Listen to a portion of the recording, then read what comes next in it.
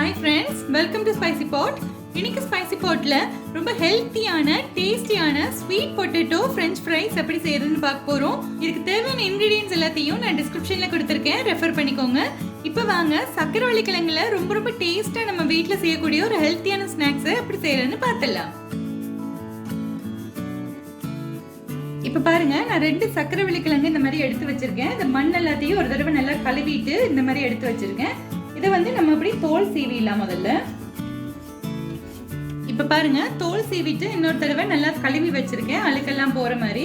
இப்போ வந்து இந்த நுனிய ரெண்டையுமே நம்ம இந்த மாதிரி கட் பண்ணிடலாம். இது வந்து ஈவனான ஷேப்ல நம்மளுக்கு இந்த சிப்ஸ் கிடைக்கணுங்கிறதுக்காக அப்படி கட் பண்ணிக்கிறோம். அடுத்து வந்து நம்ம இந்த அளவுக்கு திக்கான துண்டுகளா இந்த மாதிரி நீட்டமா கட் பண்ணிடலாம்.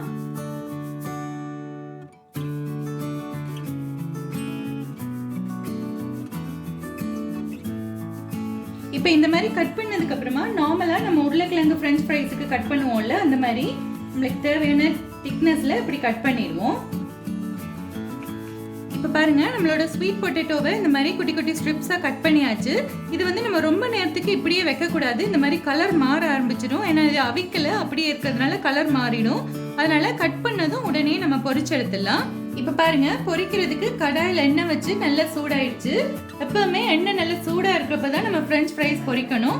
இப்ப பாருங்க, இந்த சக்கரவள்ளி கிழங்கு பீசஸ் எல்லாத்தையும் நான் இதுக்குள்ள போட்டுறேன். இதை வந்து நம்ம இன்னைக்கு டபுள் ஃப்ரைங் மெத்தட் யூஸ் பண்ண போறோம். நீங்க அவசரத்துல பண்றதா இருந்துச்சுன்னா டக்குன்னு ஒரே டைம்ல ஃப்ரை பண்ணி எடுத்துடலாம்.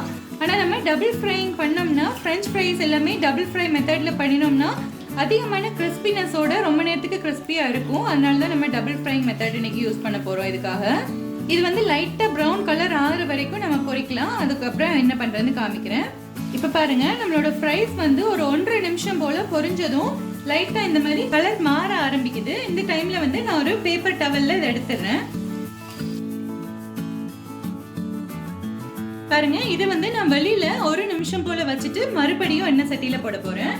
இப்போ 1 நிமிஷம் கழிச்சு மறுபடியும் நம்ம இந்த பொரிச்ச ஃப்ரைஸ் எல்லாத்தையும் ஒரு தடவை எண்ணெய் சட்டிக்குள்ள போட்டுடலாம். இப்போ இது இன்னும் 1 நிமிஷத்துக்கு நம்ம பொரிக்கலாம். நல்ல கோல்டன் ப்ரௌன் கலர்ல கலர் மாறி வரணும்.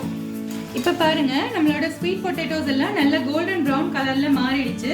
இதை நம்ம இப்போ எண்ணெய் சட்டியில இருந்து வெளியில எடுத்துடலாம், எண்ணெய் ஃபில்டர் பண்ணிட்டு. இதே மாதிரி நம்ம கிட்ட இருக்கிற எல்லா கிழங்கையுமே டபுள் ஃப்ரைங் மெத்தட்ல பொரிச்சு எடுத்துடலாம்.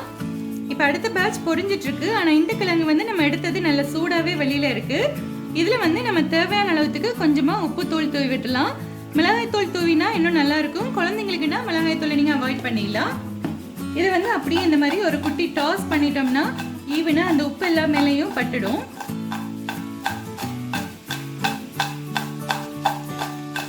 அவ்வளவுதான். பாருங்க, நம்மளோட சூப்பரான sweet potato french fries ready ஆயிடுச்சு. ஓபன் பண்ணி பார்க்கலாம். பாருங்க, எவ்வளவு சாஃப்டா இருக்குள்ள, வெளியில நல்ல கிறிஸ்பியா இருக்கு. இங்க பாருங்க, நார்மலான பொட்டேட்டோ ஃப்ரைஸ் மாதிரி தான் இருக்கும். குழந்தைங்களுக்கு ஸ்வீட் பொட்டேட்டோவை அப்படியே அவிச்சு கொடுத்தோம்னா சாப்பிட்றதுக்கு பிடிக்காது. அதுக்கு இந்த மாதிரி நம்ம ஃப்ரை பண்ணி கொடுத்தோம்னா ரொம்ப விருப்பமா சாப்பிடுவாங்க. ஃப்ரெஞ்ச் ஃப்ரைஸ் பிடிக்காதவங்க யாராச்சும் இருக்காங்களா? அதனால இந்த ரெசிபியை நீங்களும் உங்க வீட்டில் ட்ரை பண்ணி பார்த்துட்டு உங்களுக்கு பிடிச்சிருந்துச்சுன்னா என்னோட சேனலை சப்ஸ்கிரைப் பண்ணுங்க, மறக்காம கமெண்ட் பண்ணுங்க, அப்படியே உங்க ஃப்ரெண்ட்ஸ் அண்ட் ஃபேமிலி கூட ஷேர் பண்ணுங்க. நன்றி.